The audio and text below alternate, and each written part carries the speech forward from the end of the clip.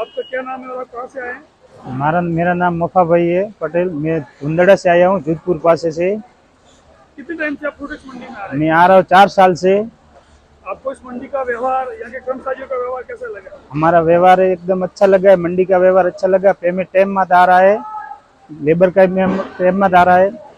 आप इसी मंडी में क्यों आ रहे हैं? जीवाना में और भी तो मंडियाँ हैं, पादू में है। हमारे अन्न मंडी के लिए इसलिए आ रहा है कि पेमेंट टाइम में आते, પછી ग्रेडिंग बीजो सब कोई गोबल कोटा नहीं है, इसके लिए मैं अन्न मंडी में जा रहा हूँ। आपके माल में वगैरह हेराफेरी नहीं हो रही है यहाँ पे? हमारा माल में कोई हेरा फेरी नहीं हो रही है।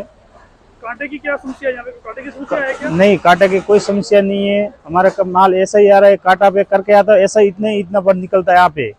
दूसरी मंडियों से इस मंडी में क्या बढ़िया चीजें लगी आपको? यहाँ पे एक तो ग्रेडिंग का माल अच्छा हो रहा है, પછી कोटा में नहीं फेर फार रहता है, પછી पेमेंट टाइम माते आता है, कोई पेमेंट की दिक्कत नहीं है। ये हमारा इसके लिए मैं आ रहा हूँ। आप इतने दूर जोधपुर से आके इस मंडी पे विश्वास कर रहे हो, तो क्यों कर रहे हो?